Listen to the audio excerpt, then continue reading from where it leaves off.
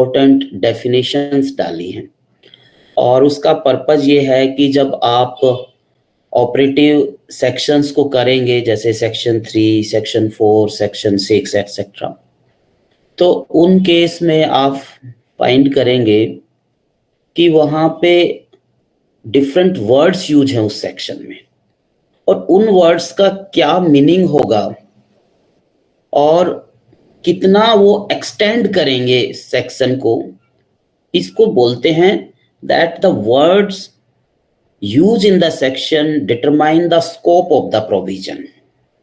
ठीक है, if the word is not expressly defined, अगर वर्ड को अच्छे से आपने डिफाइन नहीं किया तो there will be difficulty because one lawyer want to stretch it and the opposite lawyer want to restrict it.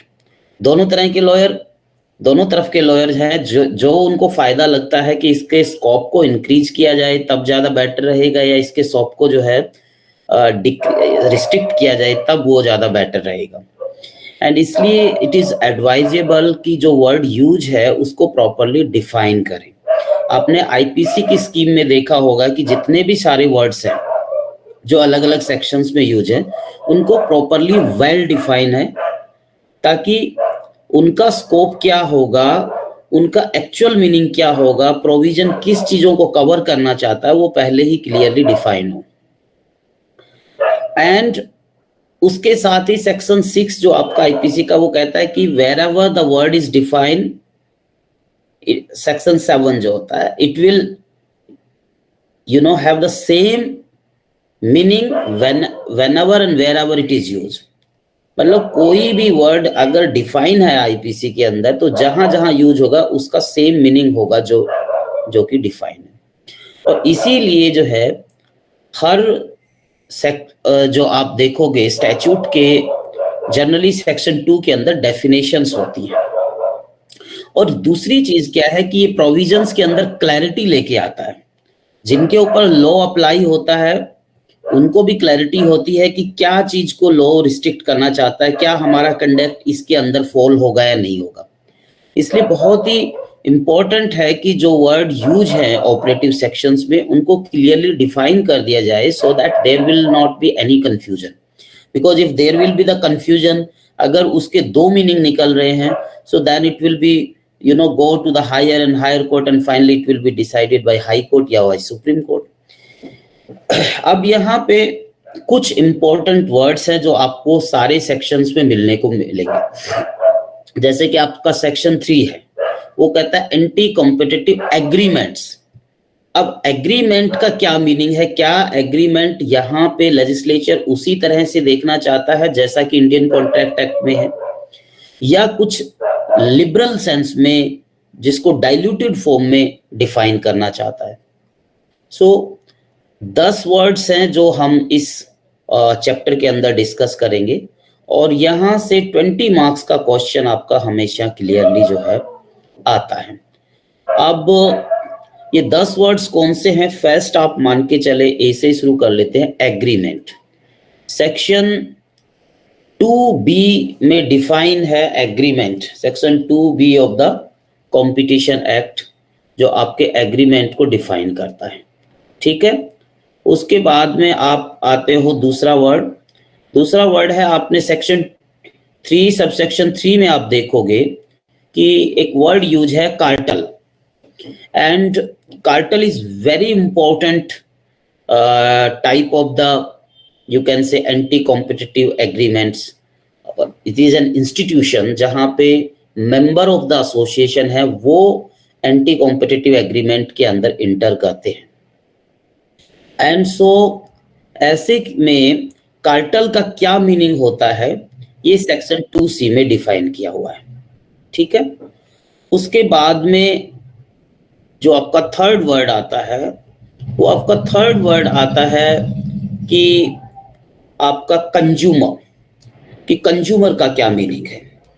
और कंज्यूमर का मीनिंग इसलिए इंपॉर्टेंट है बिकॉज सेक्शन 19 में आपने देखा होगा कि cognizance, how CCI can take the cognizance. So 3 ways है, one is suo motu by its own motion, second जो है वो आपका information filed in such manner with such fees, ठीक है, किसी फीस या कोई प्रॉपर प्रोसीजर उसके थ्रू इंफॉर्मेशन फाइल होता है, but you can say simple information by any person, consumer etcetera. So consumer बहुत इंपॉर्टेंट है कि कंज्यूमर का मीनिंग क्या होता है। और सेक्शन 18 में भी जब आप देखोगे, जहां पे हमने पहले चैप्टर में किया था ड्यूटीज ऑफ सीसीआई, तो वहां सीसीआई की एक ड्यूटी ये भी है कि कंज्यूमर के इंटरेस्ट को प्रोटेक्ट करना। तो कंज्यूमर का मीनिंग क्या है, कौन कंज्यूमर होगा, उसके लिए क्या रिक्वायरमेंट है, ये जानना बहुत जरूरी है। इसी तरह प्रियम्बल ऑफ कंपटीशन एक्ट में भी कंज्यूमर वर्ड का यूज है, protection the interest of consumer. And जो आपके केस मटेरियल में हमने केस दिया है Belair apartment owners association versus DLF and Hooda, उसमें जो डीएलएफ रियल स्टेट कंपनी है उसके जो कंज्यूमर्स थे, एक पर्टिकुलर प्रोजेक्ट था बेलेयर अपार्टमेंट, उस प्रोजेक्ट के सारे कंज्यूमर ने केस फाइल किया था। तो इन सारे फैक्टर्स को देखते हुए कंज्यूमर का क्या मीनिंग है, इसको भी डिफाइन किया गया है, और ये आपको मिल जाएगा सेक्शन 2F के अंदर। अब हम चलते हैं next definition. So next definition आपकी पड़ेगी और जो कि बहुत इंपॉर्टेंट है वो है इंटरप्राइज। सेक्शन 3 में भी, सेक्शन 4 में भी एंड सेक्शन 6 में भी, जो तीनों तरह की जो हमारी एंटी कॉम्पिटिटिव एक्टिविटीज हैं, एंटी कॉम्पिटिटिव जो एक्टिविटीज हैं, चाहे वो एंटी कॉम्पिटिटिव एग्रीमेंट हो, चाहे वो अब्यूज ऑफ डोमिनेंट पोजीशन हो, चाहे वो आपका जो है कॉम्बिनेशन हो, इन तीनों ही एक्टिविटी में जो आपका प्रोहिबिटेड थिंग है वो आपका इंटरप्राइजेज के बीच की एक्टिविटी है या इंटरप्राइज द्वारा की हुई एक्टिविटी है। सो ये इंटरप्राइज वर्ड यूज है, इसका क्या मीनिंग है? इंटरप्राइज का मतलब क्या कंपनी है, या इंटरप्राइज का मतलब कंपनी और पार्टनरशिप दोनों हो सकती है, या इंटरप्राइज का मतलब गवर्नमेंट डिपार्टमेंट भी अगर कोई बिजनेस करे वो भी इंक्लूड है क्या, या इंटरप्राइज का मतलब जो हमारी पब्लिक सेक्टर अंडरटेकिंग है जैसे कि डिफरेंट हमारी नवरत्न कंपनियां हैं, क्या वो भी इंक्लूडेड है? और इसी से डिटरमाइन होगा कि आपका सेक्शन 3 सेक्शन 4 किन किन चीजों पे एप्लीकेबल है। एक केस है, सुप्रीम कोर्ट ने डिसाइड किया CCI versus coordination committee of artist and technician of west Bengal film and television. And इस केस के अंदर ऑनरेबल सुप्रीम कोर्ट ने इवन जो ट्रेड यूनियन थी आर्टिस्ट और टेक्नीशियन की, उसको भी इंटरप्राइज माना। ओके, बिकॉज अगर इंटरप्राइज नहीं होगा तो सेक्शन 3 ऑपरेट नहीं होगा, अगर कोई एंटिटी इंटरप्राइज नहीं होगा तो सेक्शन 4 ऑपरेट नहीं होगा। सुरेंद्र सिंह बर्मी वर्सेस बीसीसीआई केस में, जो बीसीसीआई है जो क्रिकेट को रेगुलेट करती है इंडिया में, उसने कहा कि भाई हम तो जो हैं, हम तो इंटरप्राइज नहीं, हम तो एक नॉन प्रॉफिट सोसाइटी हैं और क्रिकेट को रेगुलेट करते हैं, बट सीसीआई ने फाउंड किया कि दिस इज एन इंटरप्राइज।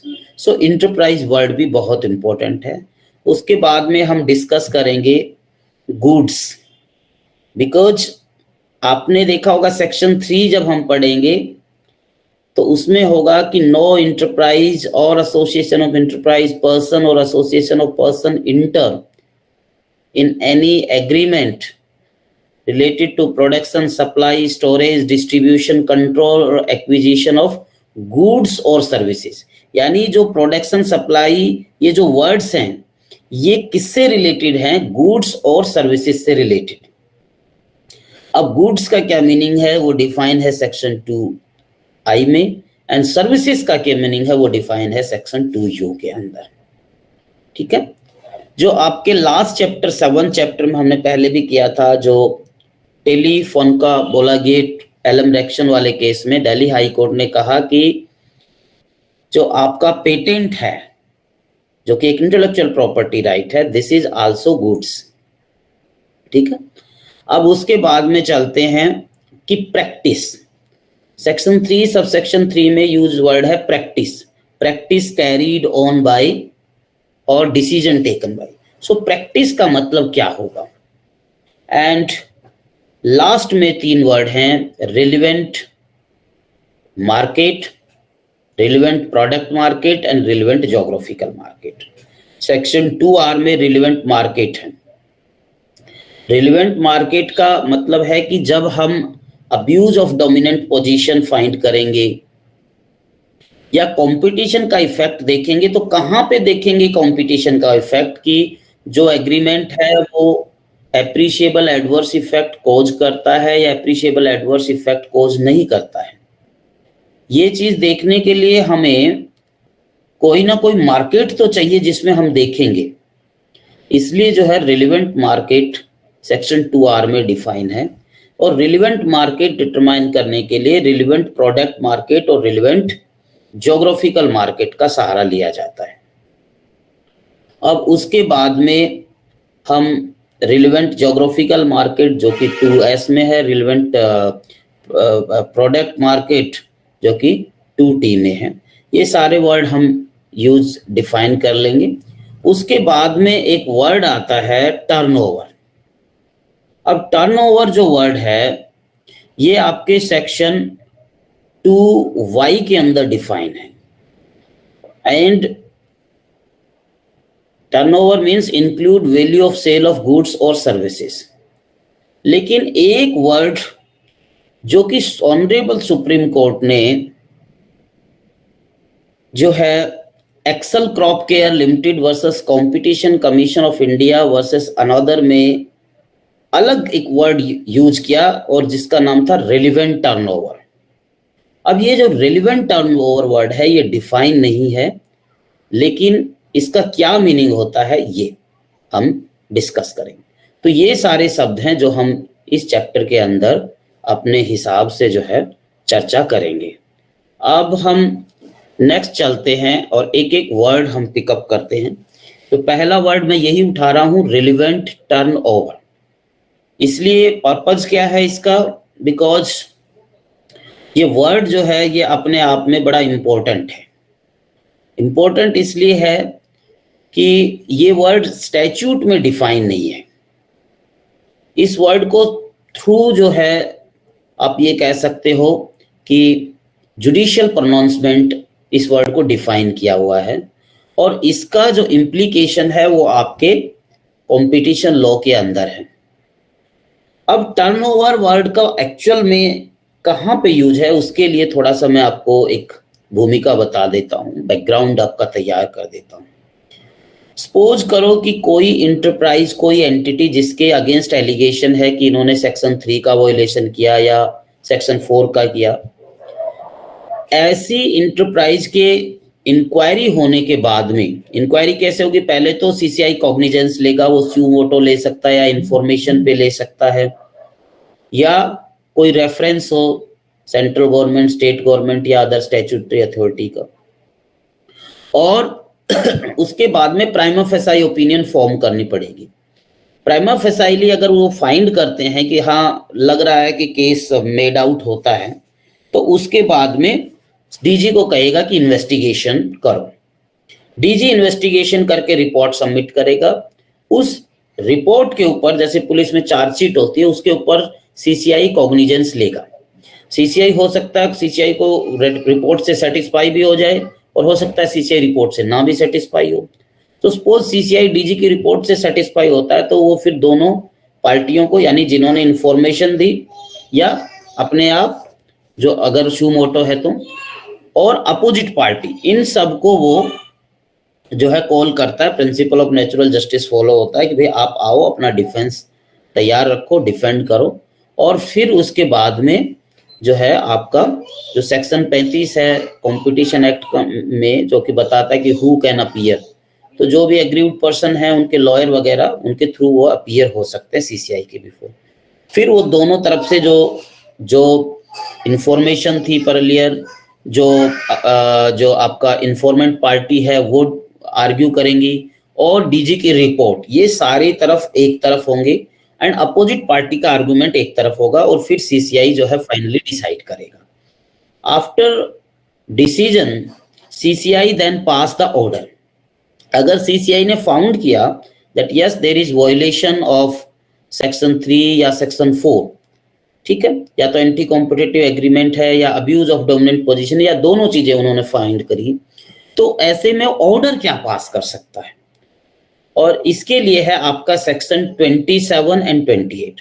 अगर सेक्शन 3 का वॉयलेशन है तो सेक्शन 27 ही अप्लाई होगा, लेकिन अगर सेक्शन 4 का वॉयलेशन है तो सेक्शन 27 एंड 28 दोनों अप्लाई हो सकते हैं।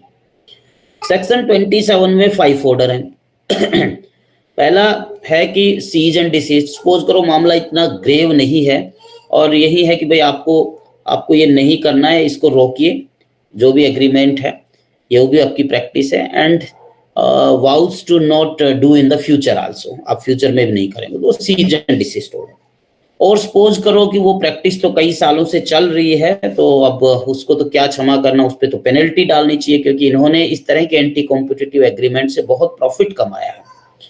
तो देन द सेकंड ऑर्डर जो है आपका वो होता है पेनल्टी का order.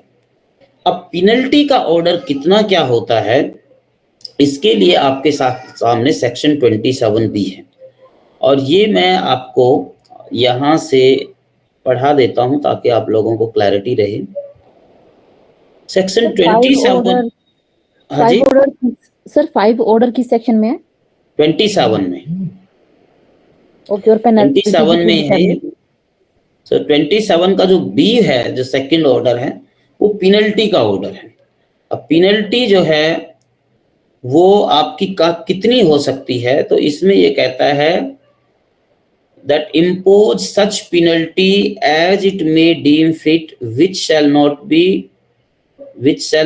more than 10% of the average turnover of last 3 preceding year upon each of such person or enterprise which are parties to such agreement or abuse। यानी penalty जो है वो आपका 10% तक हो सकती है, किसका? टर्नओवर, और वो टर्नओवर पिछले 3 साल का एवरेज टर्नओवर होगा। ठीक है, इसी तरह से आपका थर्ड ऑर्डर है जो कि एग्रीमेंट के अंदर चेंजेस कर सकते हो। इसी तरह से आपका जो है फोर्थ ऑर्डर है। थर्ड ऑर्डर में आप सी में जो आपको इधर सी तो वो डिलीट कर दिया, डी में आप पढ़ोगे the direct that agreement shall be modified, and next है direct the enterprises concern abide by such order as commission may passed including payment of cost, and the fifth is residuary, that is passed such order or issue such direction as it deem fit। तो ये 5 तरह के order section 3 के violation में डाल सकती है, and section 4 के में इन ऑर्डर के अलावा सेक्शन 28 वाला जो डिवीजन ऑफ एंटरप्राइज वो भी कर सकती है। अब हमारे पास जो क्वेश्चन है वो ये है कि यहाँ पे सेक्शन 27 में कितनी पेनल्टी होगी। किसी इंटरप्राइज ने सेक्शन 3 या सेक्शन 4 का वायलेशन किया तो उस पर कितना जुर्माना होगा, कितना पेनल्टी होगा। इसके लिए डायरेक्शन ये है कि अप टू 10%, लेकिन 10% में भी 2% होगा कि 3% होगा कि 0.5% होगा, ये तो डिस्क्रिशन है, that CCI has to do judiciously. ठीक है, दूसरी बात क्या है कि यहाँ पे वर्ड है टर्नओवर, और टर्नओवर के साथ में है एवरेज टर्नओवर, की पिछले 3 सालों का एवरेज देख के आपको फाइंड करना है। सपोज करो 2019 में था 100 करोड़, 2020 में था 200 करोड़ और 2021 में था 300 करोड़, तो तीनों को मिला के 2 से भाग दे दो, 100, 200, 300, 600/2, यानी 200 करोड़ का 10% तक की पेनल्टी इंपोज कर सकता है। अब यहां से एक क्वेश्चन उठता है कि ये जब टर्नओवर वर्ड यूज है और सेक्शन 27 बी के अंदर एवरेज टर्नओवर, तो ये रिलेवेंट टर्नओवर कहां पे है और ये कैसे आया।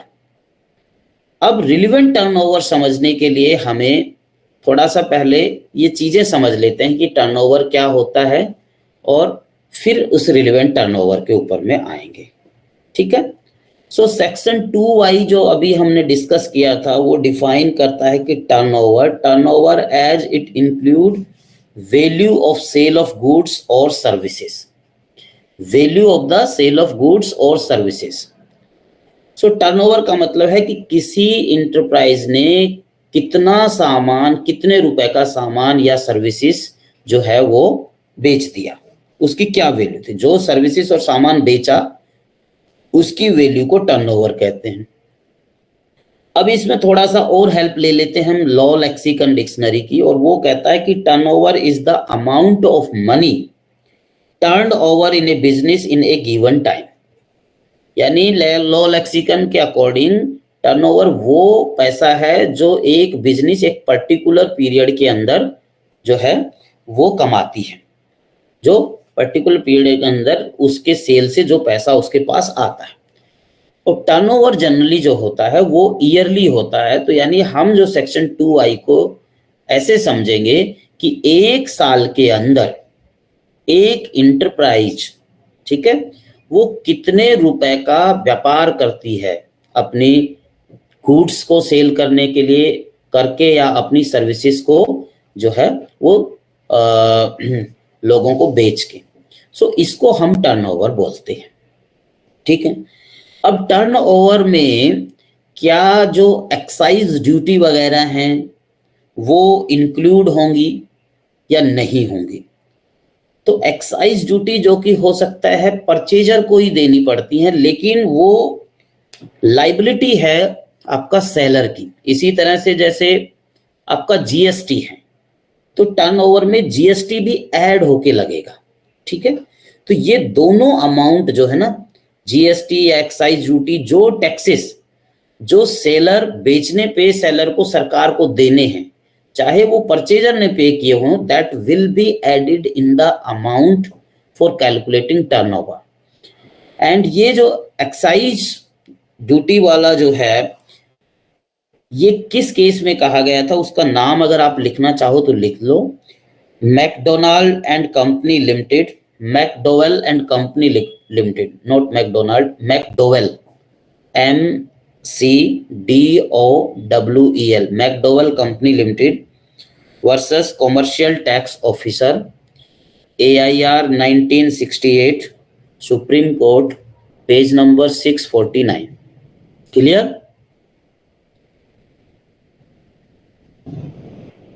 Clear guys? Yes sir. Yes sir. Versus हाँ जी, McDowell versus commercial tax officer, CTO लिख दो, कॉमर्शियल टैक्स ऑफिसर या CTO लिख दो, AIR 1968, पेज नंबर 649। अब नेक्स्ट चीज आती है कि क्या अगर डिस्काउंट देता है सेलर, तो वो डिस्काउंट प्राइस जो है डिस्काउंटेड प्राइसेस के हिसाब से कैलकुलेट होगा टर्नओवर, या एक्चुअल जो प्राइस लिखा हुआ है उसके हिसाब से कैलकुलेट होगा? एंड यहाँ पे क्लियर रूल है कि टर्नओवर का मतलब है कि the money that earned by the enterprise by selling it's goods और सर्विसेज। सो अगर आपने उस पैसे को कमाया ही नहीं तो वो टर्नओवर में इंक्लूड नहीं होगा। सो जितने डिस्काउंट अगर वो देते हैं, जिस प्राइस पे वो आफ्टर डिडक्शन देते हैं, तो आफ्टर डिडक्शन वाला प्राइस है उसके अकॉर्डिंग टर्नओवर फिक्स होगा। ये तो कुछ फैक्चुअल चीजें हुई, ठीक है। अब एवरेज टर्नओवर जो सेक्शन 27 में है, वो एवरेज का मतलब है 3 प्रीसीडिंग ईयर्स का कैलकुलेट करके उनसे डिवाइड करना, ठीक। अब क्वेश्चन आता है कि रिलेवेंट टर्नओवर क्या होता है। अब रिलेवेंट वर्ड जो है, रिलेवेंट का मतलब होता है किसी के संदर्भ में, किसी के संदर्भ में। यहां पे टर्नओवर का मतलब है कि टोटल इंटरप्राइज ने जो गुड्स और सर्विसेज सेल की, और रिलेवेंट का मतलब है किसी एक पर्टिकुलर गुड्स और सर्विसेज के संदर्भ में। अब ये क्वेश्चन रेज होता है एक केस के अंदर, जिस केस का नाम है Excel crop care limited versus competition commission of India and another. ये केस आपके केस मटेरियल में है, मैं इसको शेयर कर देता हूं। एंड इस केस में फर्स्ट टाइम ये वर्ड आया कि जो पेनल्टी है सेक्शन 27B में, वो टर्नओवर से ना होके कैलकुलेट, रिलेवेंट टर्नओवर से कैलकुलेट होनी चाहिए। क्यों होनी चाहिए और कैसे होगी, और रिलेवेंट टर्नओवर का क्या मीनिंग होगा, इस पे सुप्रीम कोर्ट तक ये केस गया और उस पे फुल डेरिवेशन है। और एक अथॉरिटेटिव जजमेंट है because it is decided by honourable supreme court. ठीक है, इस केस के अंदर क्या फूड कॉरपोरेशन फैक्ट्स देख लीजिए, पहले भी शायद मैंने बताया हुआ है कि एक केस के अंदर हमें क्या क्या चीजें पढ़नी होती हैं। तो एक केस के अंदर हमें 5 ही चीजें पढ़नी होती हैं, और वो 5 चीजें कौन सी होती हैं? पहला होता है आपका फैक्ट्स। फैक्ट्स का मतलब कौन से तथ्य हैं, तथ्यों के आधार पे ही केस डिसाइड होता है। फैक्ट्स में कुछ ऐसे small facts, pedantic facts, irrelevant facts जिनसे केस की जजमेंट का कोई फर्क नहीं पड़ेगा, वो फैक्ट आप इग्नोर कर सकते हो। फैक्ट मतलब those facts that are important for deciding the case, जिससे जजमेंट प्रभावित होता है, जिससे जजमेंट डिसाइड होता है, उसको आप केस कहते हो, मतलब फैक्ट्स कहते हो। सेकंड आपका होता है केस हिस्ट्री। केस हिस्ट्री बोले तो आपका हो गया कि केस कैसे सुप्रीम कोर्ट या हाई कोर्ट पहुंचा, बिकॉज सुप्रीम कोर्ट का केस है। नॉर्मली तो जब सीसीआई का जुरिडिक्शन होता है, सीसीआई उसको डिसाइड करता है, तो केस सुप्रीम कोर्ट तक कैसे पहुंचा, वो पूरा हिस्ट्री हमें पता होना चाहिए।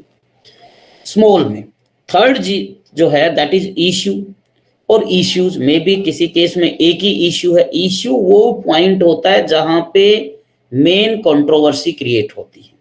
वो जैसे आपके दरवाजे में हिंज नहीं होता है जहां से पूरा दरवाजा हिलता है। So issue are those point where whole cases hinges, and एक भी हो सकता है, एक से ज्यादा भी हो सकते हैं।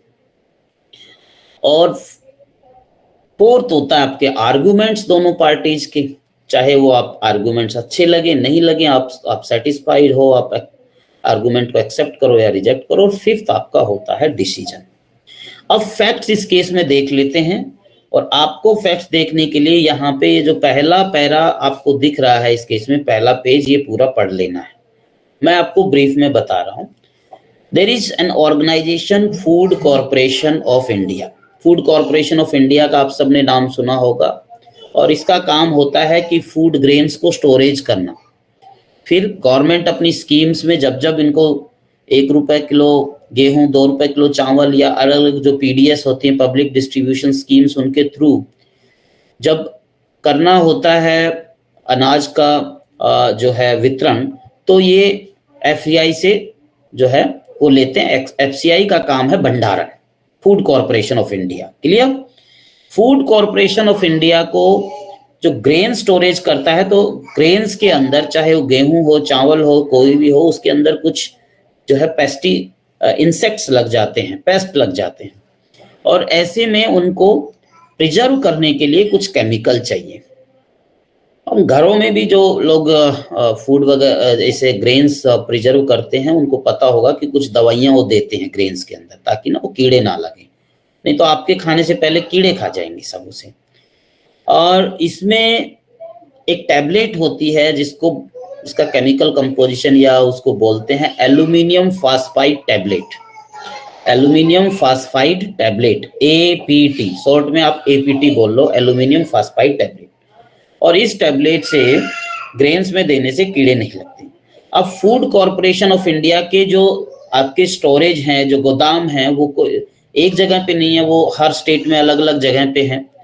और इनको ये जो एपीटी भी चाहिए, एल्यूमिनियम फास्फाइड टैबलेट भी चाहिए, कोई 1-2 नहीं चाहिए, 1-2 वो कंटेनर भी नहीं चाहिए, इनको ह्यूज अमाउंट में चाहिए, क्योंकि इनके पास ग्रेन्स लाखों मैट्रिक टन में होते, केवल टन में नहीं, मैट्रिक टन में होते।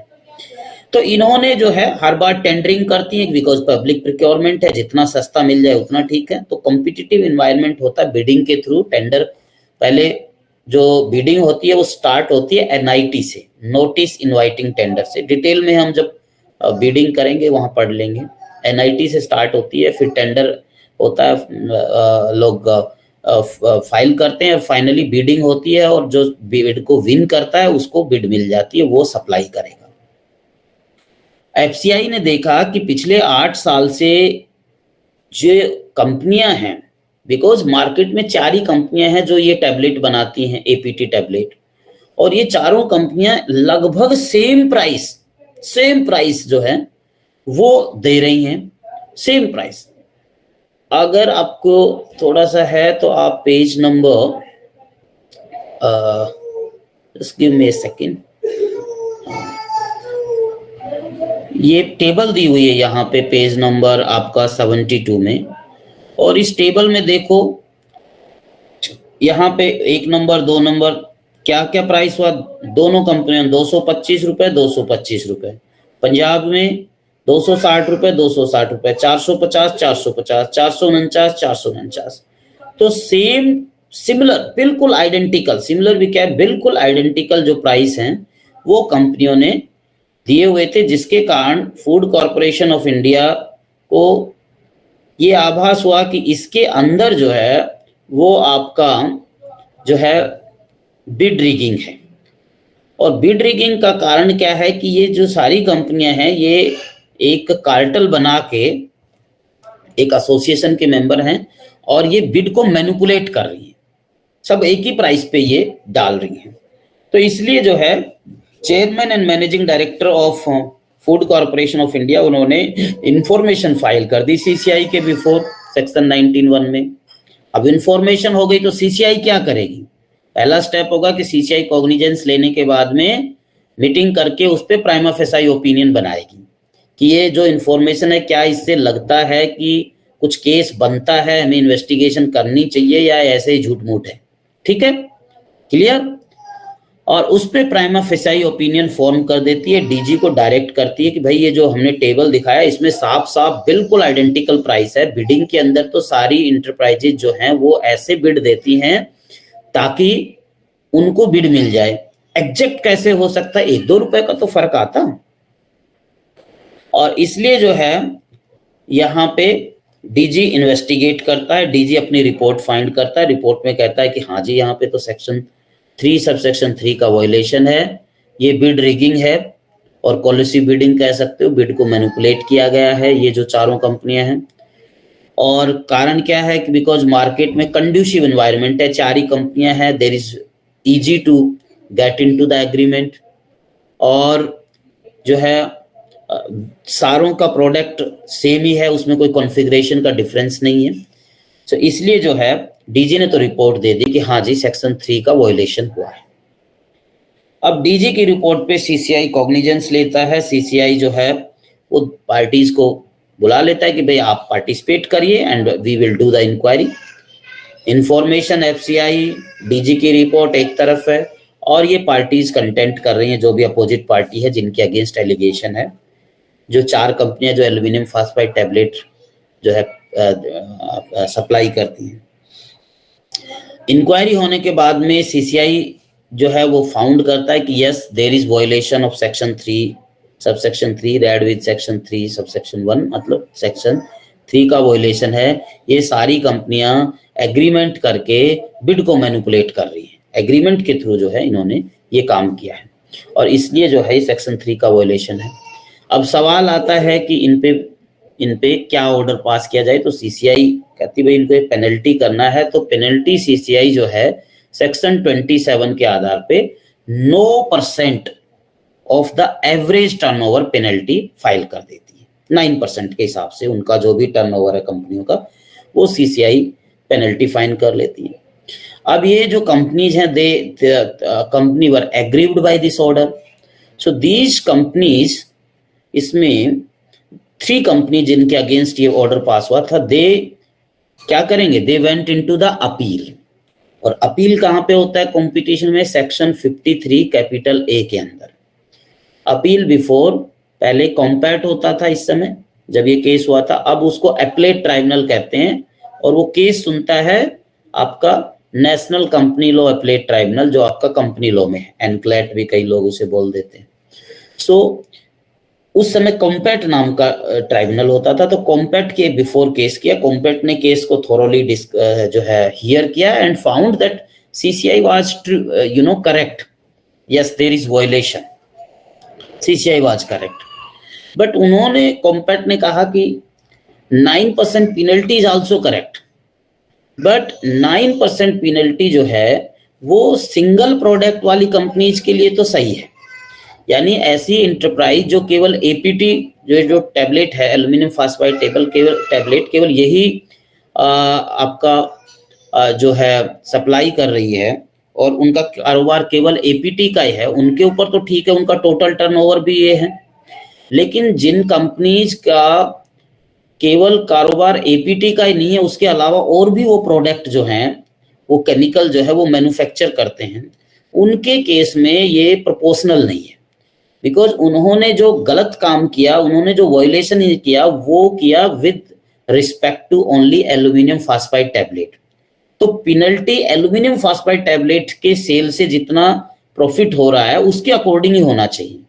टोटल टर्नओवर जो है उसमें तो वो सारे और प्रोडक्ट भी हैं जिनके वायलेशन से जिनका उन्होंने वायलेशन ही नहीं किया, उनके रिलेटेड तो कोई ऐसी एलिगेशन नहीं है। तो मल्टी प्रोडक्ट जो इंटरप्राइजेज हैं उसके केस में टोटल टर्नओवर लेते हैं, तो जो पेनल्टी है वो बड़ी अनप्रोपोर्शनल हो जाती है। और कंपैट ने कहा कि भाई नहीं, 9% तो होगा सीसीआई ने जो कहा, बट ये रिलेवेंट टर्नओवर का होगा। यानी 9% जो है ये इंटरप्राइज जो मल्टी प्रोडक्ट है कंपनी, उनमें उन्होंने एपीटी फास्फाइड से जितना प्रॉफिट कमाया, जितना मतलब प्रॉफिट नहीं सॉरी सेल जितनी की है एपीटी से, उसका 9% होगा, ना कि सारे प्रोडक्ट का 9% होगा। ठीक है।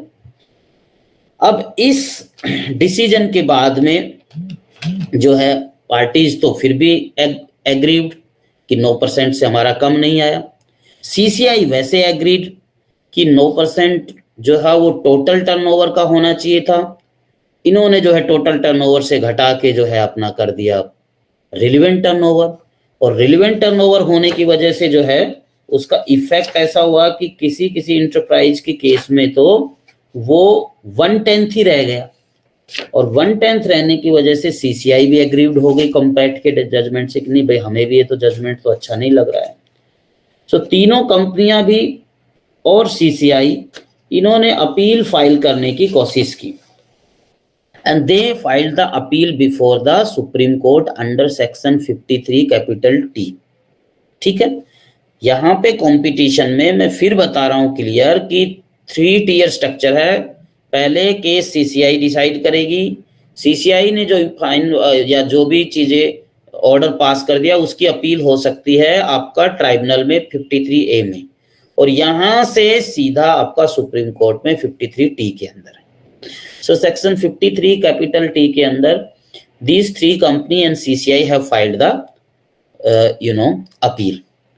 अब सीसीआई जो है वो एग्रीड है कि ये टर्नओवर वर्ड जो है, ये टर्नओवर आपका टोटल टर्नओवर है, और कॉम्पैट इसको रिलेवेंट टर्नओवर बोल दिया है। रिलेवेंट टर्नओवर तो वर्ड यूज भी नहीं है एक्ट के अंदर, और अगर इस तरह का वर्ड ये जो यूज ही नहीं है, और अगर लेजिस्लेचर की ये इंटेंशन होती तो वो उसको यूज करते रिलेवेंट, जैसे कि रिलेवेंट मार्केट यूज किया, मार्केट में रिलेवेंट यूज किया, relevant product market word use किया।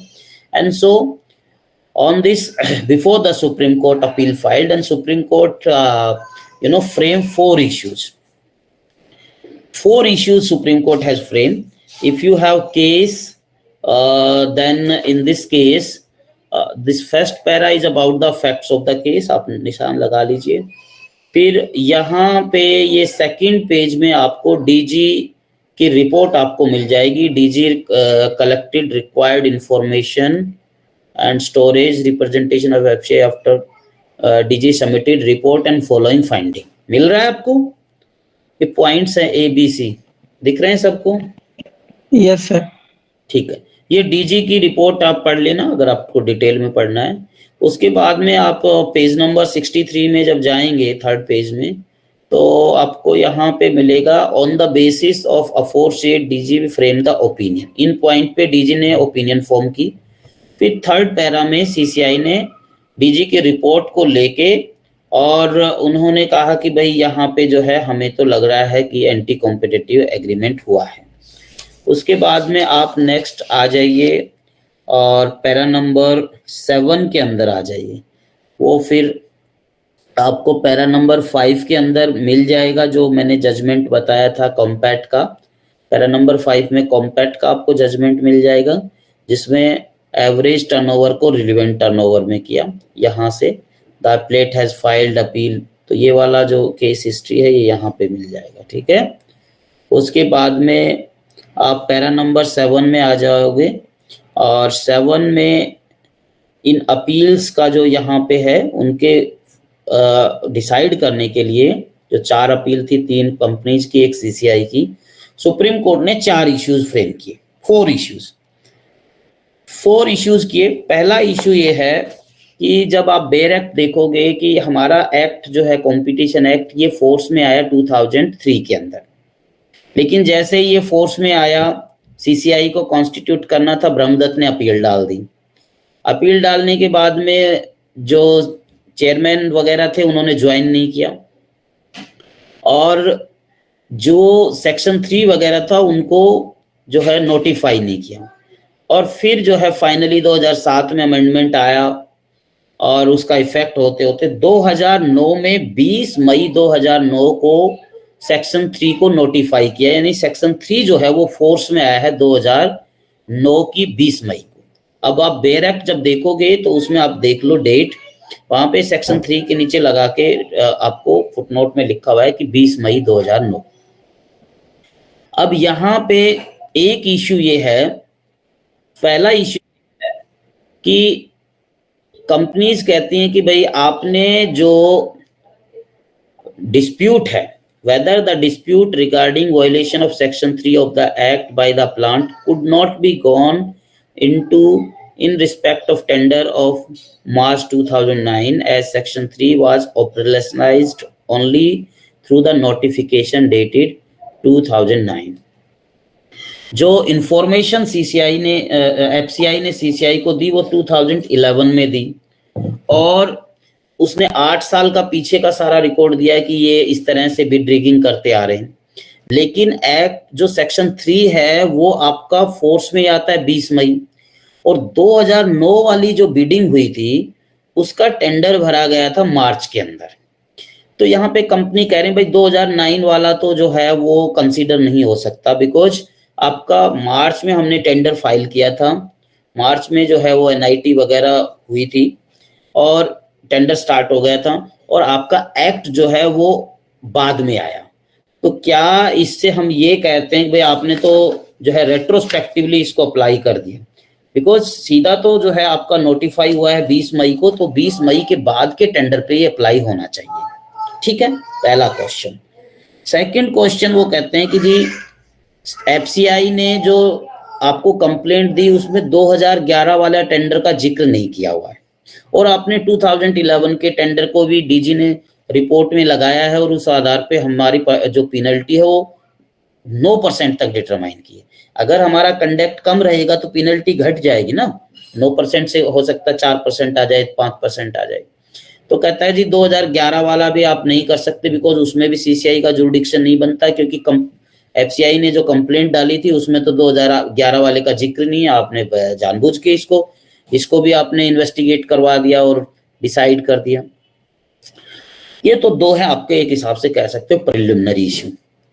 और थर्ड इश्यू है वो है मेरिट पे, एंड वो ये है कि क्या फैक्ट और सर्कमस्टांसेस जितने हैं इनके आधार पे क्या सेक्शन 3 का वॉयलेशन है या नहीं, या on the merit there is bid rigging और कॉलेसिव बिडिंग और नॉट। एंड फोर्थ जो इश्यू जो हमारे लिए इस केस में बड़ा इंपॉर्टेंट है वो ये है कि क्या वर्ड पेनल्टी के लिए हम जब डिटरमाइन करेंगे तो वो एवरेज टर्नओवर करेंगे या रिलेवेंट टर्नओवर करेंगे, क्या टोटल जो टर्नओवर है 3 साल का उसका एवरेज करेंगे, या केवल वो टर्नओवर जो उस पर्टिकुलर प्रोडक्ट, उस पर्टिकुलर गुड्स और सर्विसेज जिसके रिस्पेक्ट में, जिसके संदर्भ में जो है आपने एलिगेशन लगाई गई है, जिसके रिस्पेक्ट में इन्होंने एंटी कॉम्पिटिटिव एग्रीमेंट किया है। जैसे कि यहाँ एपीटी के रिगार्ड में एंटी कॉम्पिटिटिव एग्रीमेंट है, तो उससे उसके सेल से जितना व्यवसाय हुआ है, उसके सेल से जितना बिजनेस हुआ है, केवल उतना पैसा हम कंसीडरेशन में लेके उसका 10% तक इम्पोज कर सकते हैं, या कंपनी जिसमें बहुत सारे और भी प्रोडक्ट हैं उनके टोटल का हम कर सकते हैं। तो ये फोर्थ इशू है। इश्यू समझ में आ गए हो तो मैं आर्ग्यूमेंट्स पे चलूं और इस केस को डिस्कस करूं, और अगर कोई क्वेश्चन है तो आप पूछ लीजिए मुझे। सर बिड रिगिंग और कॉलिसिव रिगिंग, इसमें अंतर क्या है? दोनों एक ही चीज होती हैं, और इसमें जो है आपका Excel crop care limited case में ही ये भी आर्गुमेंट था कि बिड रिगिंग और कॉलिसिव बिडिंग दोनों अलग अलग वर्ड हैं, और बिड रिगिंग तो डिफाइन है, कॉलिसिव बिडिंग डिफाइन नहीं है। बिड रिगिंग स्टैट्यूट में अपने आप डिफाइन है, लेकिन सुप्रीम कोर्ट ने कहा कि देखो दो रीजन है। एक तो उन्होंने कहा कि ये जो दोनों वर्ड हैं इनका अगर वैसे मीनिंग देखा जाए तो पर्पज यही है कि ऐसा एक्ट जिससे आप मैनिपुलेट करते हो बिडिंग को, उसके प्राइस से लेके या कौन उसको विन करेगा, उसको बिड रिगिंग कह दो। और ये बिड रिगिंग है, ये पॉलिसिवनेस से आता है, सहमति से ही, लोगों के एग्रीमेंट से आता है।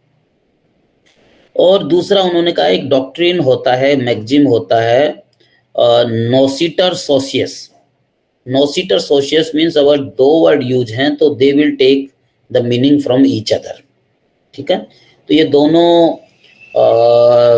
फ्रेज यूज करके और सुप्रीम कोर्ट ने कहा अगर आपको पढ़ना है तो पेज नंबर 69 पे आप इसको डिटेल में पढ़ लो। मैं आपको दिखा देता हूँ, पेज नंबर 69 में आप डिटेल में इसको पढ़ सकते हो। ठीक है, यहाँ से आप इसको पढ़ लीजिए। यहीं से these two expression has been use interchangeable, और यहाँ से लाके इसको लास्ट तक पढ़ लीजिए, और ये इससे भी नेक्स्ट पेज तक भी आप इसको यहाँ तक। ठीक है, ये जहाँ केस मेंशन, तो ये सारा जो कंटेंट आप पढ़ोगे that is about bid rigging and collusive bidding. उसका नट सेल में मैंने बता दिया कि कैसे वो दोनों एक ही वर्ड होती हैं। अब इश्यूज पे मैं आता हूँ। ठीक है, पहला जो इश्यू है वो ये था कि भाई क्या जो है ये अप्लाई होगा 2009 के मार्च वाले जो है टेंडर पे भी या नहीं पे। कंपनी आर्ग्यू करती है कि जी जो टेंडर जो स्टार्ट हुआ, वो टेंडर स्टार्ट होता है एक नोटिस से। जैसे कि हमने कॉन्ट्रैक्ट में पढ़ा होगा कि पहले प्रपोजल होता है, लेकिन प्रपोजल से भी पहले कई बार क्या होता है, इनविटेशन टू प्रपोजल।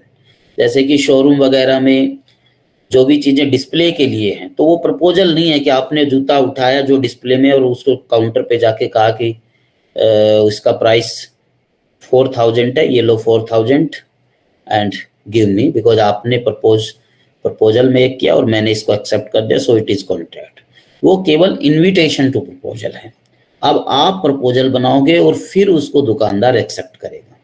तो इसी तरह से टेंडर आप करते हो, टेंडर से पहले एक नोटिस आता है जिसको नोटिस इनवाइटिंग टेंडर कहते हैं, NIT। सो NIT जो है वो 28 मार्च को 2009 को इशू हुआ, और उसके बाद में बिड वगैरह जो था वो सबमिशन की डेट थी 8 मई 2009। तो कंपनियां कहती हैं कि जी बिड जब 2009 को हमने सबमिट कर दी, तो आपका जो एक्ट है वो तो 20 मई 2009 को आया है, हमने बिड तो 8 मई को ही सबमिट कर दी, and so it is not applicable because it is not retrospective, it does not have retrospective applicability. और इस पे जो है CCI ये कहता है कि भाई मे बी आपने बिड पहले सबमिट कर दी, बट उसका जो फ्रूट है, जो आपके एग्रीमेंट का जो इफेक्ट है, वो इफेक्ट जो है वो तो इफेक्ट तो बाद में आपका 20 मई के बाद में आया, कौन उसको विन किया और किस तरह से वो जो आपने अलेज एंटी कॉम्पिटिटिव एग्रीमेंट हुआ, उसका परिणाम, उसका इफेक्ट, उसका फ्रूट तो आफ्टर 20 मई आया, और उसी 20 मई तक हमारा सेक्शन 3 ऑपरेटिव हो गया था, और इसलिए जो है उसके इफेक्ट के ऊपर अप्लाई होता है। ठीक है, अब सुप्रीम कोर्ट ने जो है वो पार्टीज की कंटेंशन जो है उनको रिजेक्ट कर दिया और CCI की कंटेंशन को माना और कहा कि यस, जब हमें सेक्शन को ऑपरेशनलाइज देखना है तो ये नहीं कि उस दिन NIT कब हुआ या बिड कब हुआ, बल्कि पूरा उसका इफेक्ट जो है, वो इफेक्ट जब आया और वो इफेक्ट था winning the bid through the manipulation, through the collusive bidding और rigging, bid rigging, and that was after the 20th May 2009, जबकि एक्ट जो है वो फोर्स में आ गया था। इसलिए सर, अगर पहला बीच में- पॉइंट तो जो है वो इनका अगेंस्ट हो गया और सीसीआई के फेवर में आया। सर हाँ जी, सर अगर 20 मई से पहले रिजल्ट आ जाता तो अप्लाई ना होता?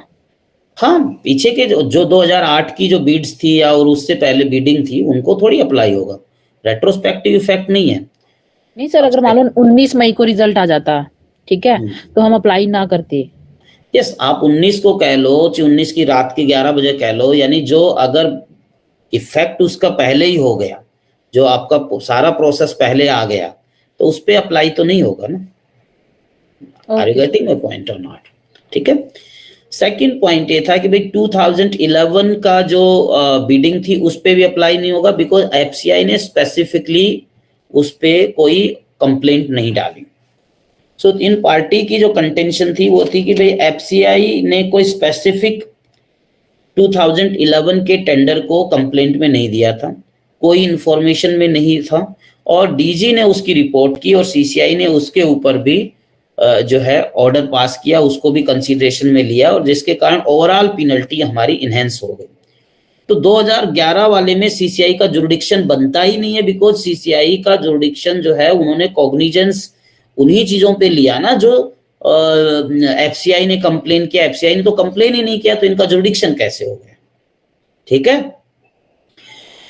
सीसीआई ने कहा कि देखो ये जो है ये कोई स्टैच्यूट ऐसा नहीं है कि राइट इन पर्सोनम वाला ही, राइट इन रेम है, और यहाँ पे 2007 के अमेंडमेंट से पहले वर्ड कंप्लेंट यूज था, लेकिन इन्हीं चीज को देखते हुए कि कंप्लेंट में फोरम जो है वो लिमिटेड हो जाता है कि कंप्लेंट के बियॉन्ड ना जाए, इसलिए हमने अमेंडमेंट करके इसमें वर्ड ही जो था वो इंफॉर्मेशन यूज हो गया। और सेक्शन 19(1)(a) में इंफॉर्मेशन है, और इंफॉर्मेशन का मतलब ये है कि यहाँ पे फोरम इसके बियॉन्ड भी जा सकता है। तो एफसीआई ने स्पेसिफिकली उसको नहीं किया, एफसीआई ने एक एक कंटेंट जो दिया उसमें हमें ना जाके एफसीआई का जो इंफॉर्मेशन था उसका जिस्ट था कि in this bidding these companies are doing continuously bid rigging or collusive bidding. So maybe specifically 2011 नहीं लिखा हो, लेकिन वो जरूरत भी नहीं है, बिकॉज यहाँ पे कोई क्रिमिनल लॉ की तरह कंप्लेंट नहीं है, ये इंफॉर्मेशन है। यहाँ पे कोई भी पार्टी जो है वो इंफॉर्मेशन फाइल कर सकती है, और information because section 19(1) is very liberal, ये कहता है कि information filed by any person, consumer et cetera, trade association et cetera. एक दूसरा केस Sameer Agarwal versus union of India and another, उसमें भी सुप्रीम कोर्ट ने ये कहता है कि यहाँ पे इंफॉर्मेशन वर्ड यूज है, और जो जनरल रेगुलेशन है सीसीआई जनरल रेगुलेशन 2009, उसकी रेगुलेशन 10 में भी ये है कि आपको ये नहीं बताना कि वो पार्टी किस तरह से एग्रीड हुई, कोई भी बंदा उसको कर सकता है, because anyone can give the information. This competitive anti competitive practices is not right in personam, it is right in rem. ठीक है, और इसलिए कोई स्ट्रिक्ट कंप्लेंट की जरूरत नहीं है, इंफॉर्मेशन हो गई उसके बाद में सीसीआई इसमें कर सकता है। इवन शूमोटो केसेस में भी कई बार कुछ छोटी सी इंफॉर्मेशन के ऊपर शूमोटो कॉग्निजेंस ले लेता है, और उस केस के अंदर भी वो इंफॉर्मेशन किसने दी, वो कोई भी पर्सन हो सकता है, तो इट इज वेरी लिबरल।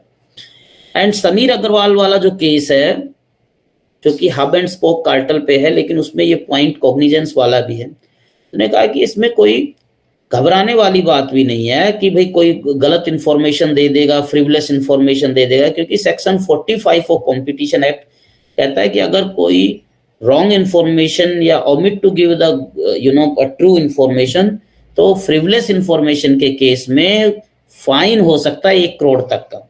तो सफिशिएंट चेक एंड बैलेंस है, और इसलिए जो है हमें कोई डरने की बात नहीं है कि कोई इंफॉर्मेशन जो है वो गलत दे जाएगा।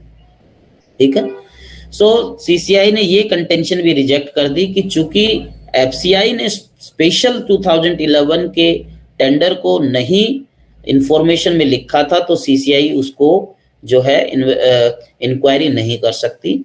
सुप्रीम कोर्ट ने कहा कि yes, CCI can make the inquiry in that also.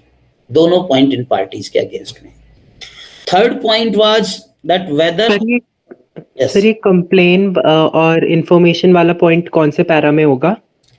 Yes just give me a second. हाँ, मैं पैरा बता देता हूँ आप लोगों को। ये आप इसमें चलो इसी में बता दो। यहाँ पे जब आप चलेंगे तो पैरा नंबर 64 में जहाँ पे हमने इश्यूज जो चारों इश्यूज किए थे, वहां से पहला पॉइंट स्टार्ट होता है हमारा इश्यू 1, जो कि जो 20 मार्च वाला जो टेंडर वाला इश्यू है, ठीक है। उसके बाद में जब आप पेज नंबर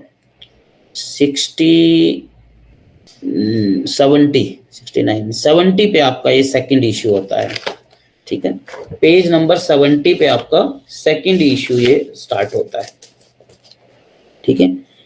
और वेदर बिड रिगिंग और कोलिसिव बिडिंग इंटरचेंजेबल है, तो वो अगर पढ़ना है तो 69 पे पढ़ लो। वैसे हम इसको तब पढ़ेंगे जब बिड रिगिंग का करेंगे, तो यहाँ पे बताने से उसका पूरा इफेक्ट आपको समझ में आएगा नहीं।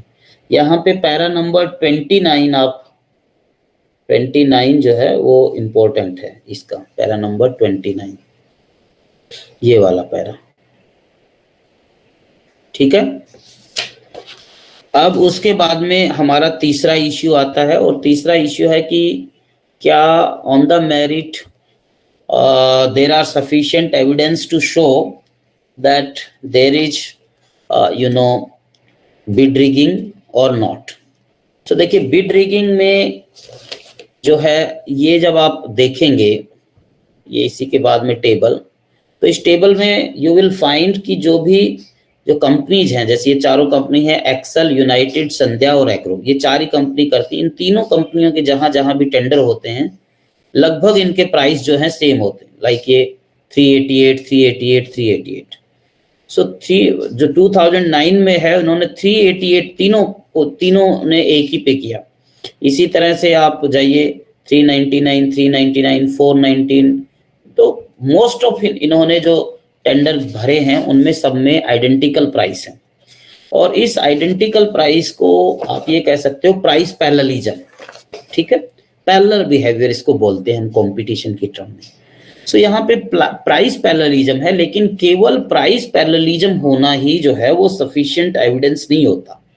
वो होता है ना, फिल्मों में लिखते हैं कि मात्र ये एक संयोग है, मियर एन इंसिडेंट है, को इंसिडेंट, तो ये मात्र संयोग भी हो सकता है।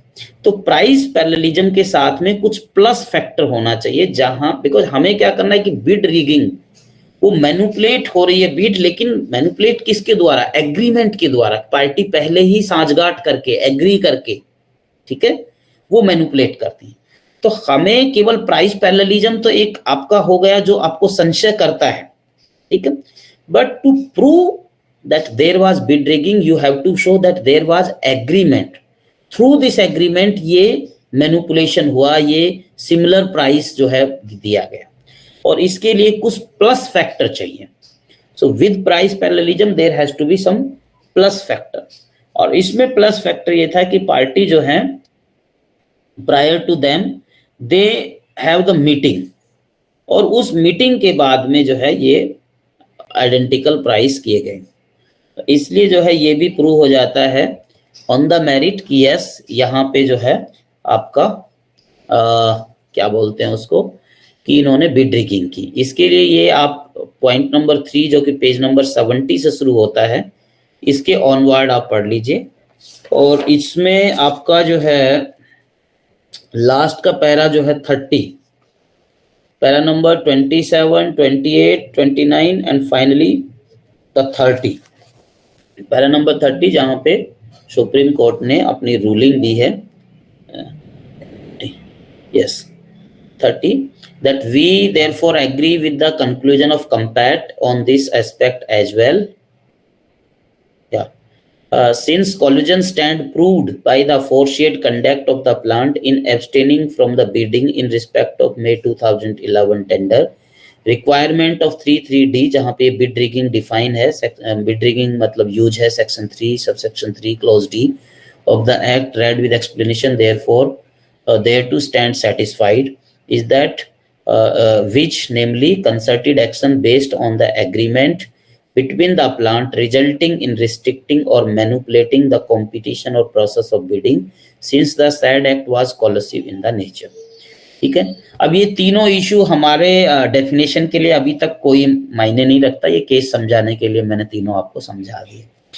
तो अब जो इशू है वो इम्पोर्टेंट है, जो कि हमारा रिलेवेंट टर्नओवर के हिसाब से इम्पोर्टेंट है, एंड वो ये है कि क्या पेनल्टी डिटरमाइन करने के लिए हमें टोटल टर्नओवर को कंसीडर में लेना चाहिए या केवल वो टर्नओवर जो उस पर्टिकुलर प्रोडक्ट से कंपनी को ने कमाया है, जिसके रिस्पेक्ट में, जिसके संदर्भ में एलिगेशन है। और यह ये पॉइंट शुरू होता है आपका पेज नंबर 77 से। अब पेजेस तो बहुत सारे हैं, मैं बता दूंगा, लेकिन मैं आर्गुमेंट समझा देता हूं दोनों तरफ के, और फिर आपको डिसीजन लेना है। सीसीआई की तरफ से मिस्टर कॉल ने आर्ग्यू किया, जो एडिशनल सॉलिसिटर जनरल हैं, और आप या वैसे तो पेजेस में आप बहुत सारी चीजें पढ़ोगे, लेकिन तीन आर्गुमेंट्स आप ध्यान में रख सकते हो। पहला आर्गुमेंट ये है कि that legislature intended to take into the consideration of entire turnover of the enterprise, इसीलिए उन्होंने टर्नओवर वर्ड यूज किया, एवरेज टर्नओवर यूज किया। लेजिस्लेचर की कोई इंटेंशन नहीं थी कि वो केवल उस प्रोडक्ट या सर्विसेज के संदर्भ का ही टर्नओवर को कंसीडर में लेना चाहते हैं पेनल्टी इंपोज करने के लिए। अगर ऐसा होता तो वो टर्नओवर के साथ रिलेवेंट वर्ड भी यूज कर देते, उनकी कोई इंक थोड़ी कम हो रही थी। मार्केट है, उन्होंने रिलेवेंट मार्केट लिखा, रिलेवेंट प्रोडक्ट मार्केट लिखा, रिलेवेंट ज्योग्राफिकल मार्केट लिखा। सेक्शन 4 में जब आप जाओगे अब्यूज ऑफ डोमिनेंट पोजीशन में, तो डोमिनेंट पोजीशन क्या होती है वहां पे भी लिखा हुआ है, और डिफाइन जब क्या हुआ है तो उसमें भी वर्ड रिलेवेंट मार्केट क्या हुआ है। तो पहला आर्ग्यूमेंट जो कि बड़ा सॉलिड आर्ग्यूमेंट है कि because while interpreting the statute we must see what was the intent of the legislature. So it was contended on behalf of the CCI that the intent of the legislature is not to have the word relevant turnover but to have the word only turnover. Okay, अगर legislature relevant turnover का चाहते तो वो word relevant turnover ही लिखते, वो word केवल turnover क्यों लिखते। और इसलिए जो है हमें जब स्टैट्यूट क्लियर है तो उसमें छेड़खानी नहीं करनी चाहिए। दूसरी बात यह है कि ये अगर हम पर्पसिव इंटरप्रिटेशन भी बात करें, ये तो आपका हो गया आपका स्ट्रिक्ट इंटरप्रिटेशन, ठीक है, इसको आप लिटरल इंटरप्रिटेशन भी कह सकते हो कि जैसा शब्द लिखा वैसा आपने उसको पढ़ दिया, उसको इंटरप्रेट कर दिया। पर्पसिव इंटरप्रिटेशन भी करे तो पर्पज क्या है? पर्पज है कि पिनलाइज करना, ताकि एक डिटरेंट इफेक्ट रहे, इंटरप्राइजेस के ऊपर डिटरेंट इफेक्ट करे, और आगे वो इस तरह का जो है बिड रिगिंग, इस तरह का एंटी कॉम्पिटिटिव एग्रीमेंट में इंटर ना हो। तो डिटरेंट इफेक्ट के हिसाब से भी देखो तो भी वहां पे पर्पसिव इंटरप्रिटेशन के हिसाब से टर्नओवर शब्द होना चाहिए, ना कि रिलेवेंट टर्नओवर। बिकॉज जो पेनल्टी है आप यहाँ पे पेज नंबर 77 पे देखोगे कि जो चार्ट है उसमें पेनल्टी रिलेवेंट कॉन्सेप्ट लगाने से, यहाँ पे 3rd नंबर पे देखो, संध्या ऑर्गेनिक्स की जो पेनल्टी थी वो एवरेज टर्नओवर के हिसाब से 57 करोड़ थी, सॉरी एवरेज टर्नओवर के हिसाब से, और रिलेवेंट टर्नओवर के हिसाब होने से केवल 1.57 करोड़ हो गई, यानी 1/10 पेनल्टी घट गई। तो मिस्टर कॉल जो सीसीआई के एडवोकेट थे वो कह रहा है कि पर्पसिव इंटरप्रिटेशन से भी वर्ड जो है वो टर्नओवर को हमें रिलेवेंट टर्नओवर में नहीं चेंज करना चाहिए, और कंपैट ने ऐसा किया है, that is without any statutory justification.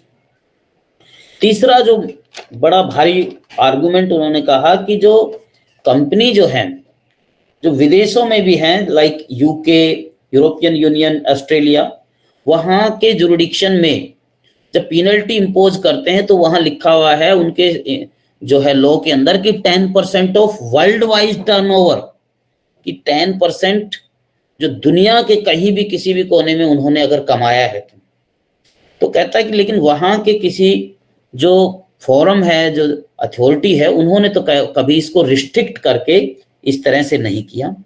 And so इन तीनों पॉइंटेड के आधार पे उन्होंने कहा कि इट इज रिक्वेस्टेड, ना तो ये लेजिस्लेटिव इंटेंट है कि वर्ड रिलेवेंट टर्म होना चाहिए, ना पर्पजिव इंटरप्रिटेशन से सही है, बिकॉज डिटरेंस तो होगा ही नहीं, 10% पेनल्टी, पूरी 1/10 पेनल्टी हो गई है, और ना जो है ये इंटरनेशनल स्टैंडर्ड के हिसाब से है।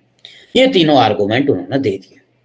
अब ऐसे ही आर्गुमेंट जो है कंपनीज की तरफ से भी आए। कंपनीज की तरफ से आर्गुमेंट आया कि पहला आर्गुमेंट कि जो है पेनल्टी जो है वो हमेशा प्रोपोर्शनल होनी चाहिए। प्रोपोर्शनल का मतलब है कि जितना आपने गलत किया उतना आपको जो है जुर्माना होना चाहिए। और ये जो प्रोपोर्शनलिटी कॉन्सेप्ट है, ये जहां भी पेनल्टी है, चाहे आप आईपीसी के अंदर भी है, वहां पे भी प्रोपोर्शनलिटी कॉन्सेप्ट है। सेक्शन 63 तो आपको पता होगा कि फाइन वर्ड को डिफाइन करता है कि बहुत जगह आईपीसी में वर्ड यूज है फाइन। कितना फाइन नहीं लिखा हुआ, तो जहां वर्ड फाइन लिखा हुआ और अमाउंट नहीं लिखा हुआ तो वहां पे है कि fine means any fine but it can not be excess. आदमी के हिसाब से फाइन डिटरमाइन होता है, ठीक है। तो प्रोपोर्शनल होता है, वो सारे फैक्टर्स के प्रोपोर्शनल जो चीजें होती। इसी तरह से पनिशमेंट, छोटा ऑफेंस है तो कम पनिशमेंट है। ऐसे भी सजा है जिनकी 1 महीने की सजा, 2 महीने की सजा, साल भर की सजा, 2 साल की सजा, और ऐसे भी ऑफेंस है जिसकी पनिशमेंट आपको डेथ है। तो वो आपके एक्ट के प्रोपोर्शनेट होने चाहिए। तो यहाँ कहता है कि एक तो एक्ट के प्रोपोर्शनेट, दूसरा जो है कि किस इंटरप्राइजेज ने उससे कितना प्रॉफिट कमाया है, उस सारे फैक्टर्स के हिसाब से होना चाहिए। तो यहाँ पे जब हम टोटल टर्नओवर लेते हैं तो उस समय हम उनके प्रॉफिट, उनके इनकम को भी हम कवर कर देते हैं जिनके रिस्पेक्ट में कोई एलिगेशन ही नहीं है, ठीक है। और इसलिए जो है ये रिलेवेंट टर्नओवर होना चाहिए। एवरेज टर्नओवर प्रोपोर्शनलिटी के कॉन्सेप्ट को खराब करता है। सेकंड की पर्पसिव इंटरप्रिटेशन अप्लाई होना चाहिए। स्टैट्यूट को ऐसे इंटरप्रेट करें जो कि हमारे पर्पज को इंक्रीज करे। और पर्पज को इंक्रीज क्या करेगा कि पर्पज जो है यहाँ पे कंपनीज को डिस्ट्रॉय नहीं करना है उनके बिजनेस को। अगर इतना पेनल्टी आप इंपोज कर दोगे कि जिसको कंपनीज आर अनेबल टू पे because unreasonably you have calculated, तो वो तो कंपनी डिस्ट्रैक्ट हो जाएंगी, पूरी तरह से डिस्ट्रॉय हो जाएंगी। तो that can not be the purpose. Purpose मतलब है कि थोड़ा डिटरेंट इफेक्ट भी हो और जो है आपका कंपनीज पूरी तरह से बिजनेस खत्म भी ना हो उनका। तो इसलिए पर्पसिव इंटरप्रिटेशन के आधार पे भी इन्होंने आर्ग्यू किया कंपनियों ने कि ये होना चाहिए। अब इन दोनों तरफ के आर्गुमेंट सुन के फाइनली जो है सुप्रीम कोर्ट इस नतीजे पे पहुंचा। और अगर आपको केस इसका जजमेंट का देखना है, पैरा नंबर 47 पे लिख लीजिए। पैरा नंबर 47 पे आपको मिल जाएगा arguments of the companies, and para number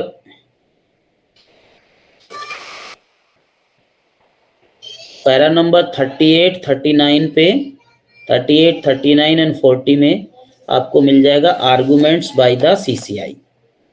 para number 38, 39, 40 में arguments of the CCI. Para number 47 में arguments by the these companies.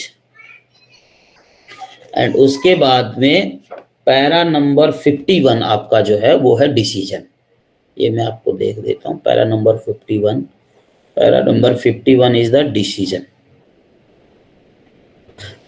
यहाँ पे ये पूरा डिसीजन है यहाँ पे, ठीक है। और डिसीजन जो है वो सुप्रीम कोर्ट ने दोनों प्रिंसिपल की purposive interpretation and proportionality principle, इन दोनों इंटरप्रिटेशन को अहमियत देते हुए कहा कि लेजिस्लेचर का जो इंटेंट है वो ये नहीं हो सकता कि कंपनियों पे इतना पेनल्टी इंपोज कर दें कि वो कंपनी जो है पूरी तरह से डिस्ट्रॉय हो जाए उनका business, but just to create the deterrent effect so that in the future they will not carry, कि फ्यूचर में वो ऐसा ना करें।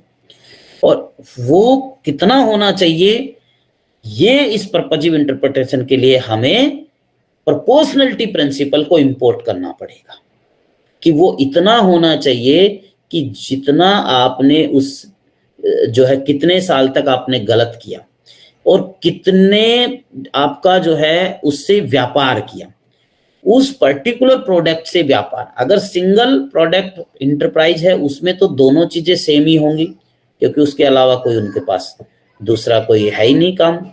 लेकिन मल्टी प्रोडक्ट इंटरप्राइजेज में जहां पे केवल एक ही प्रोडक्ट नहीं, एल्यूमिनियम फास्फाइड टैबलेट के अलावा और भी उनका केमिकल्स हैं जो सप्लाई करते हैं, और एलिगेशन केवल एल्यूमिनियम फास्फाइड टैबलेट से है, तो एल्यूमिनियम फास्फाइड टैबलेट से साल में उन्होंने कितना कमाया वो चीज देखनी पड़ेगी, जिसको कि रिलेवेंट टर्नओवर होगा, यानी turnover related only to that particular goods और सर्विसेज, उसको रिलेवेंट टर्नओवर कहते हैं। सो दोनों प्रिंसिपल्स को यूज करके, और सुप्रीम कोर्ट ने कहा ये पूरा पैरा नंबर 51, आपको ये लगा लो कि पूरा पैरा नंबर 51 आपको पी जाना है। 3 उन्होंने जैसे ए बी ऐसे करके ना ये जस्टिफिकेशन मिलेंगी कि why they have reach at this conclusion. So in sense में तो मैंने बता ही दिया कि प्रोपोर्शनलिटी प्रिंसिपल है, और प्रोपोर्शनलिटी प्रिंसिपल को पर्पसिव इंटरप्रिटेशन के साथ जब पढ़ते हैं तो इस नतीजे पे पहुंचते हैं। लेकिन फिर भी मैं ये कुछ लाइनें, या आप में से कोई ये लाइनें पढ़ देगा? Yes sir. हाँ, Even Yes. the doctrine of proportionality would suggest that court should lean in favor of relevant turnover. No doubt, the objective contained in the act visually to discourage and stop anti-competitive practices has to be achieved, and those who are perpetrators of such practices need to be indicted and suitably punished. It is for this reason that the Act contains penal provisions for penalizing such offenders. At the same time, the penalty cannot be disproportionate and should not lead to shocking results. This is the implication of the doctrine of proportionality, which is based on equity and rationality. It is, in fact, a constitutionally protected right which can be traced to Article 14 as well as 21 of the Constitution. The doctrine of proportionality is aimed at bringing out proportional result or proportionality stricto sensu. Yes, thank you. But पूरा total आपको para number 51 जो है ऊपर से लेके नीचे तक पढ़ना है। ये तो आप ये लगा सकते हो कि दिस इज ओनली जिस्ट की प्रोपोर्शनलिटी प्रिंसिपल का क्या कॉन्स्टिट्यूशनल बेसिस है, क्यों ये इंपॉर्टेंट है, ठीक है। बाकी पूरा पैरा आप पढ़िए, बहुत ही इंटरेस्टिंग और रिलेवेंट जजमेंट आपको मिलेगा, क्योंकि जब भी सुप्रीम कोर्ट किसी वर्ड को इंटरप्रेट कर रही है ऐसे जो कि वो उस स्टैट्यूट के अंदर वर्ड है ही नहीं, तो इसके लिए उसके पीछे कुछ स्ट्रॉन्ग रीजन चाहिए। ऐसे नहीं कि किसी भी स्टैट्यूट को सुप्रीम कोर्ट ऐसे इंटरप्रेट कर देगी और ऐसा वर्ड उसमें डाल देगी जो उसमें है भी नहीं। इसलिए भी ये जजमेंट बहुत महत्वपूर्ण है, ठीक है। अब उसके बाद में आता है कि ये डिटरमाइन कैसे करोगे रिलेवेंट टर्नओवर, और रिलेवेंट टर्नओवर डिटरमाइन करने के बाद में सेकंड स्टेप की 10% है तो उसमें कैसे डिटरमाइन करेंगे कि 9% होगा कि 7% होगा कि 6% होगा। सुप्रीम कोर्ट ने इस पे भी पूरा डेलिब्रेशन किया, जो कि लॉ ऑफ लैंड है और आपको लिखना है जब भी। और जो पीछे वाला केस हमने पढ़ा था महिंद्रा इलेक्ट्रिक वाले में, उसमें भी ये कहा था कि भाई यहाँ पे सेक्शन 27 जो है वो पेनल्टी के लिए स्पेशल अलग से प्रोसीडिंग नहीं देता, इसलिए भी वो अनकॉन्स्टिट्यूशनल है। तो वहां पे दिल्ली हाई कोर्ट ने कहा कि सुप्रीम कोर्ट ने ऑलरेडी एक्सेल क्रॉप केयर में कहा हुआ है और पूरे गाइडलाइन दिए हुए हैं कि कैसे डिटरमाइन करेंगे उस 10% में भी कि 1% होना चाहिए कि 2% होना चाहिए, कौन से फैक्टर्स उनको हमें जो है कंसीडरेशन में लाना चाहिए। अब ये 2 स्टेप इंक्वायरी है, आपको फाइनल आ जाओ लास्ट में पेज नंबर आपका 86 पे। पहला होता है आपका डिटर्मिनेशन ऑफ रिलेवेंट टर्नओवर, और डिटर्मिनेशन ऑफ रिलेवेंट टर्नओवर में आपको क्या करना है कि जो पर्टिकुलर गुड्स या पर्टिकुलर आपका सर्विसेज है जिसके रिस्पेक्ट में एलिगेशन है यहाँ, जो कि एल्यूमिनियम फॉस्फाइड टैबलेट है, तो उस केस में मल्टी प्रोडक्ट जो इंटरप्राइजेज है उसी में अप्लाई होगा। मल्टी प्रोडक्ट इंटरप्राइजेज में उस प्रोडक्ट से रिलेटेड उस कंपनी का कितना टर्नओवर था पिछले 3 सालों का, उनका एवरेज होके वो कैलकुलेट होगा। ठीक है, क्लियर। सेकंड स्टेप की डिटर्मिनेशन ऑफ अप्रोप्रिएट परसेंटेज की, अब उसमें हमने आरटी तो क्लियर कर लिया, रिलेवेंट टर्नओवर, अब उसमें कि परसेंटेज कैसे करेंगे, तो उसके लिए सुप्रीम कोर्ट ने कुछ फैक्टर्स बनाए, जैसे कि क्रिमिनल लॉ में भी जो पनिशमेंट का जो है वो आपका सोशो लीगल प्रोसीडिंग होती है। पनिशमेंट की जो प्रोसीडिंग होती है वो आपकी सोशो लीगल प्रोसीडिंग होती है। एंड सोशो लीगल का मतलब है केवल लीगल ही नहीं, सोशल फैक्टर भी, अक्यूज की एज क्या थी, ऑफेंस किसके अगेंस्ट हुआ, ठीक है, अब अक्यूज को जब सजा मिल रही है उस समय क्या एज है, तो ये सारे फैक्टर डिटरमाइन होते हैं। यहाँ पे उन्होंने कहा कि भाई 10% में किस तरह से अप्रोप्रिएट परसेंटेज जो है वो डिटरमाइन होगा, उसके लिए कुछ फैक्टर्स हैं। And these factors are, please any of you read this para. Yes, sir. Sixth one.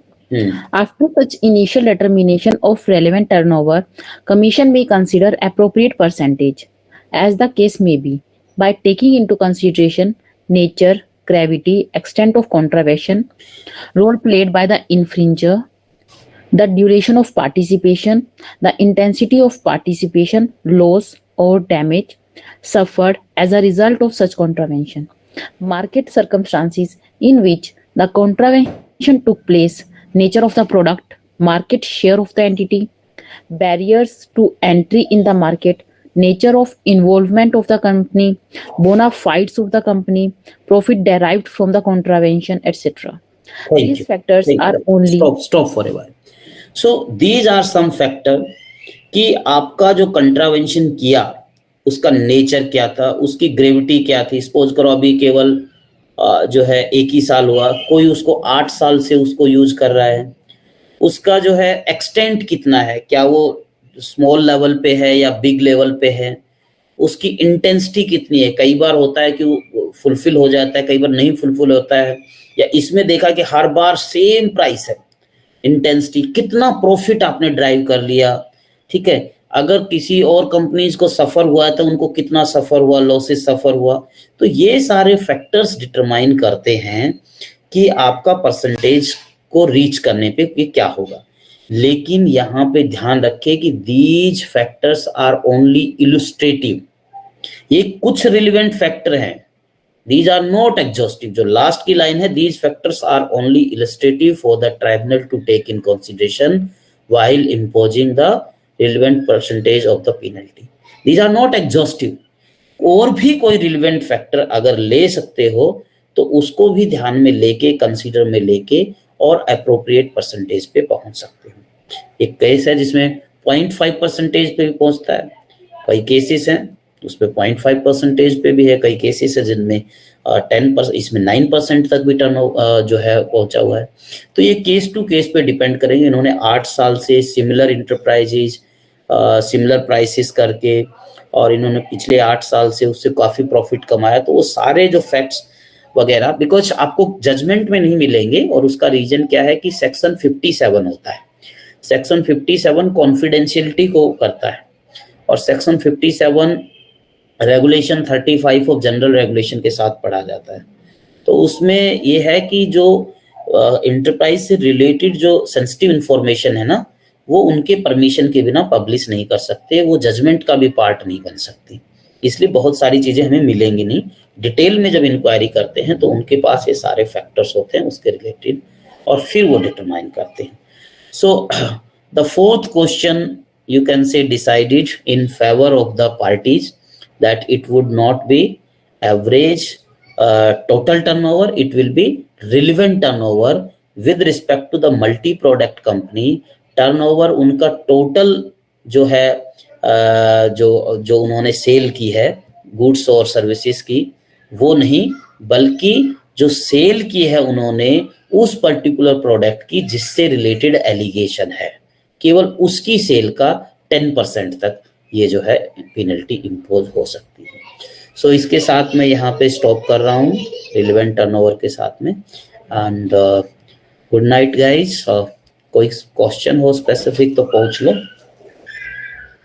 Sir जो ये राइट इन रैम है वो एक बार मतलब यहाँ पर कैसे ये रेलेवेंस राइट इन रैम का मतलब, राइट इन पर्सोनम का मतलब है कि जैसे कॉन्ट्रैक्ट के द्वारा जो राइट क्रिएट होता है, तो आपने मेरे साथ कॉन्ट्रैक्ट किया तो मैं ही इसको ब्रीच कर सकता हूं। जैसे मेरा कुछ राइट है कि ये वॉयलेट ना हो, आपका भी राइट है वॉयलेट ना हो, और कॉरस्पॉन्डिंग आपकी जो है लाइबिलिटी भी है, ठीक है।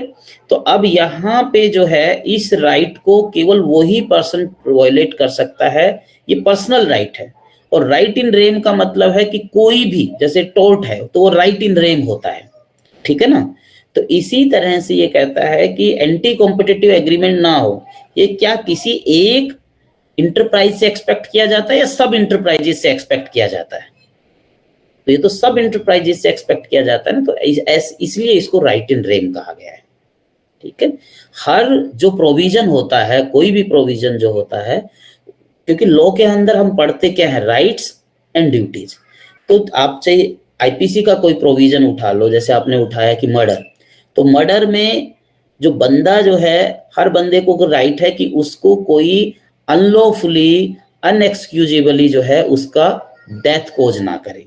और हम सब के ऊपर जो है लाइबिलिटी है कि हम किसी की डेथ नो कोज करें, नहीं तो अगर ये लाइबिलिटी हमने नहीं की तो पेनल्टी होगी, ठीक है। तो इसीलिए जहां पे मेंसरिया नहीं होता उसको स्ट्रिक्ट लाइबिलिटी ऑफेंस कहते हैं, यानी ये जो लाइबिलिटी है कोई चीज करने की स्ट्रिक्ट है, उसमें मेंसरिया की जरूरत नहीं है, ठीक है ना। तो यहाँ पे राइट इन रेम का मतलब ये हुआ कि ये ऐसा नहीं है कि जो बंदा प्रभावित होगा, जो बंदा जो है वही केस कर सकता है, कोई भी कर सकता है, कोई भी इंफॉर्मेशन दे सकता है। Are you getting my point? मतलब यहाँ पे कहने का ये है सीन कि सीसीआई एक्स्ट्रा मतलब कि 2000 बाद की भी इंफॉर्मेशन पे कर सकता है, क्योंकि वो खुद भी ले सकता है। जो इंफॉर्मेशन दी केवल उतने का ही सीसीआई का जुरिडिक्शन होता है। उस इंफॉर्मेशन के आधार पे अगर उन्हें और भी एक्स्ट्रा उसी में लगता है कुछ, तो उनपे भी वो जो है इंक्वायरी कर सकते हैं, इन्वेस्टिगेशन करवा सकते हैं, इंक्वायरी कर सकते हैं, जो कि इंफॉर्मेंट ने उसकी इंफॉर्मेशन दी भी नहीं। बिकॉज इसमें देखो ना सेक्शन 19(1) में कि क्या सुप्रीम कोर्ट ने तो इस हद तक भी कहा है समीर अग्रवाल वाले केस में कि भाई इंफॉर्मेशन की भी क्या जरूरत है, सीसीआई के पास तो सुमोटो पावर भी है। जैसे उसको पता चल गया आपकी इंफॉर्मेशन के बाद में कि हाँ ये गड़बड़ है 2011 वाले में भी, तो भी वो करवा सकती है। Are you getting my point और नॉट? तो इसलिए जो है कि जरूरी नहीं कि कंप्लेंट की तरह है कि कंप्लेंट से बाहर नहीं जा सकते। So with this I stop here. Okay guys, good night, bye bye. Thank you sir, good night. Thank you, sir. Bye sir, thank you sir. Thank you, sir. Thank you, sir.